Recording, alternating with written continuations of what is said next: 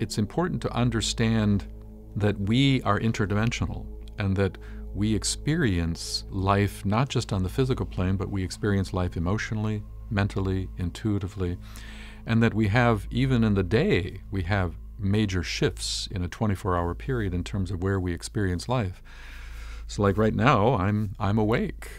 And so there's a part of me that's attentive to the physical dimension. But when I fall asleep at night, something is shifted, and now if I'm experiencing dreams, I'm experiencing another dimensional perception and far less attention or no attention to the physical reality.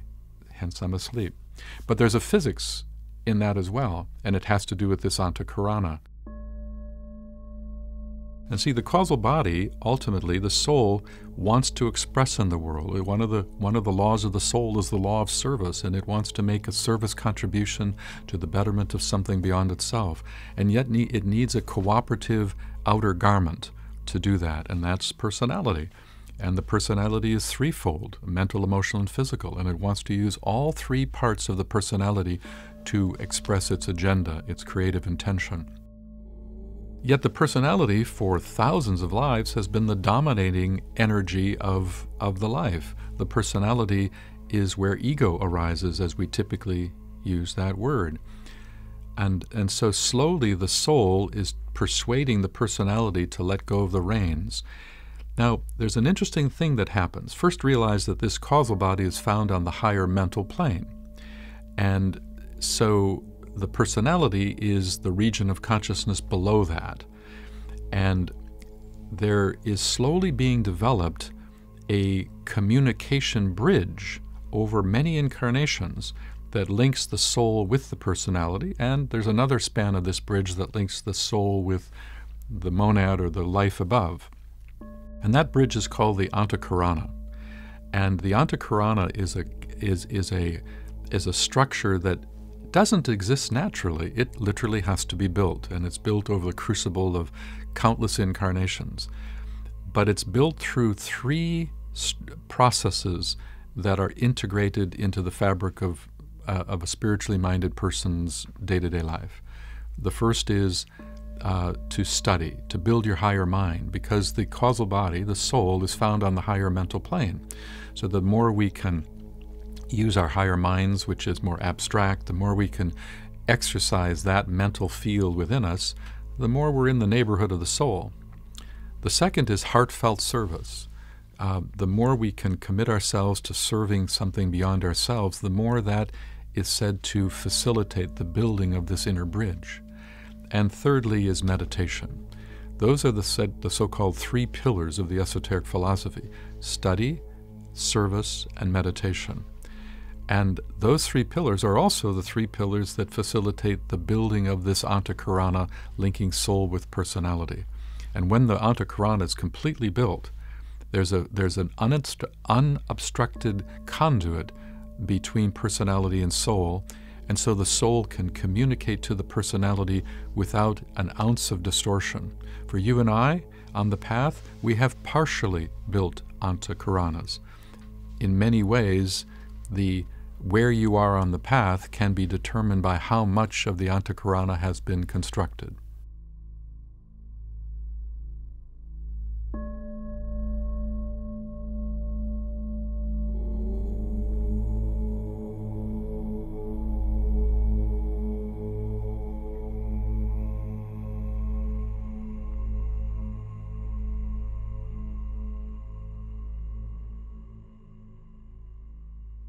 I can say that man is in pieces, like Isis's husband Osiris, who was cut into 14 pieces, and those 14 pieces have to be put back together.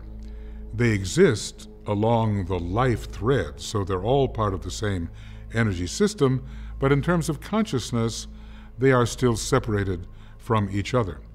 The lower man, because he is spirit, essentially, begins to wake up to his limitation.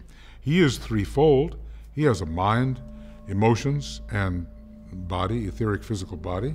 He's a unified personality, but he begins to detect there's something else. At certain moments, a higher type of energy seems to flow into his consciousness, and he realizes, perhaps, that has a higher power, a soul, whatever. He begins to bridge towards it. And that act of bridging is called Antahkarana.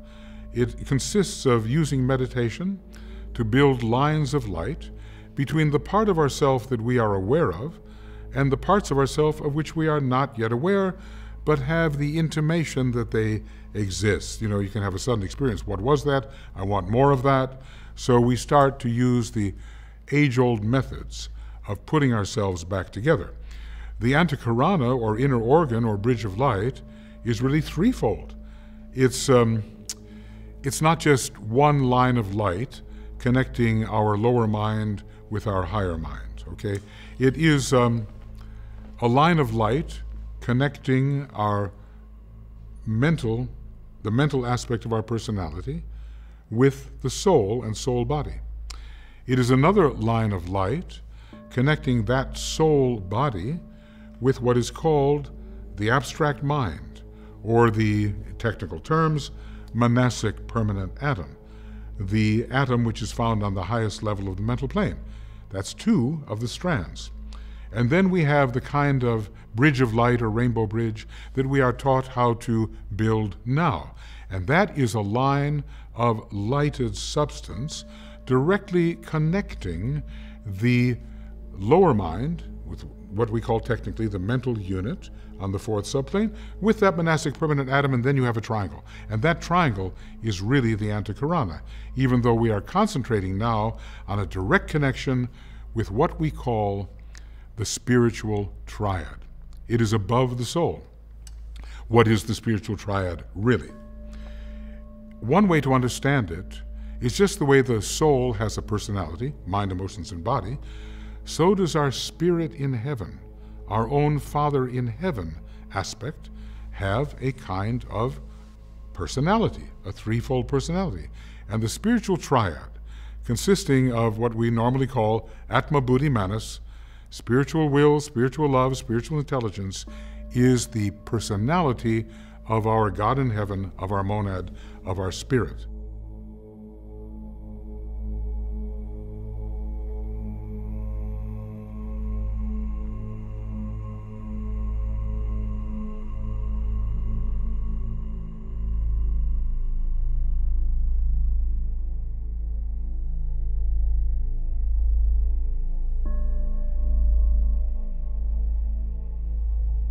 To continue in our understanding of this process, let me further elaborate on the Antahkarana a bit. I mentioned to you that the Antahkarana is being built, and it's built through three systems: through meditation, through study, and through service. But understand that the Antahkarana itself, there's a whole science to it, and that there are said to be two fundamental threads that are at the core of it. One thread is called the life thread, and another is called the consciousness thread. Now, the consciousness thread is said to be coming from the soul, and it anchors itself in the center of the brain, in the etheric region of the brain, not the dense physical, but right very close to the place that we would say is the area of the pineal gland. And the life thread anchors itself in the heart. Now, why is that important? Because it's anchored in 2 points, the heart and the head. When you fall asleep, what's happening is that the consciousness thread anchored in the head, it's being dislodged, and that it's slowly removing itself from the brain and beginning to draw itself back to the higher mental plane, back into the causal body itself. And so when it dislodges from the brain, we fall asleep. But now, as that thread is drawing itself back to the causal body, the end of the thread is going through those other planes. So it's going to go through the emotional plane, the lower mental plane, and into the higher mental plane in the causal body. And it's in that period where the phenomena of experiencing life on those planes occur, because we have dreams. The type of dreams that we have a measure of correlation to where that thread is in its journey from letting go of the brain all the way back up to the causal body. And there's a lot of wonderful things to consider about the nature of dreams itself.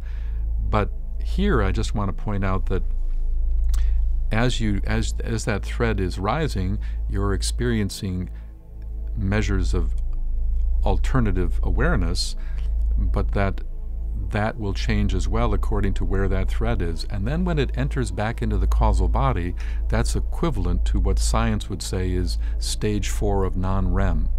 In stage 4 of non-REM, that's often called a dreamless sleep. It's so deep. It's, that time when your body is so still that if a person is right next to you, it's hard to tell, are you even breathing? It's so deep. And you don't have any dreams or very minimal images at all, and so there's no recollection of that period. But that's when the thread finally enters back into the causal body. Each step of the way in that drawing of the thread, you're experiencing an altered dimension of consciousness. But all along, the life thread remains anchored. And so the life thread, which is channeling the life impulse of the spirit itself through the causal body right into the heart is the great distributor of the life principle through the blood, that your body still functions. You still got breathing going on, the heart is still pumping, even in your deepest sleep. The biology and the life principle continues to animate the form. Now, in contrast, how is that different than death? And in a way, there's very little difference. It has been said that every night we rehearse death, and that it's, in a sense, every night we are rehearsing the process of consciousness abstracting itself out of form and going into what appears to be a formless realm. Every night. The difference is this: with death, not only does the consciousness thread dislodge itself, but so does the life thread. A lot of people who approach spirituality from a Christian point of view will talk about the so-called silver cord. That's the same as what we're talking about here, the life thread. That dislodges itself from the heart, and both threads are abstracted, and that's what death is, when both threads abstract and the whole Antahkarana system draws itself back to the causal body.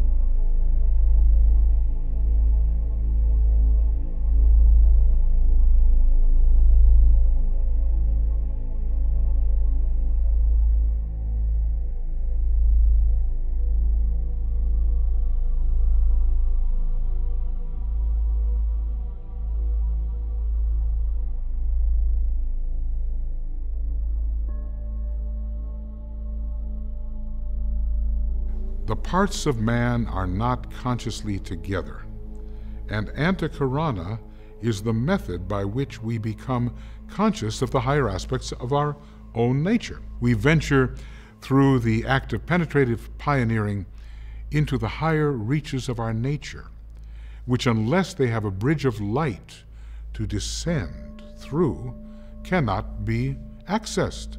So we build a bridge of light to connect ourselves with our Father in heaven, literally, our monad, and in that way, all the way from the very highest that we are, which is the Father in heaven, the spirit aspect, the monad, all the way down to the lowest aspects of our personality, down to the base of the spine, we have this line of vital energy. It consists of life, it consists of consciousness, it consists of creative intelligence, and then we can be truly creative, taking our impulses from the area where the divine purpose is formulated, because we are participating in the divine purpose when we deal with our highest aspect, our spirit aspect. We are participating in the divine plan when we deal with our own point of spiritual will. And those great realizations can be ours in our personality consciousness if we build the Antahkarana, or bridge of light, slowly, slowly, slowly, through occult meditation, through service, through obedience to the higher commands. Then the highest and the lowest will meet. That's a great mantram or word of power for the seventh ray of magic, connecting the highest self with the lowest self, and we will be straightened out, and we will be built through and through a completely unified, integrated spiritual being, spiritual, soul, and physicality all united via the Antahkarana.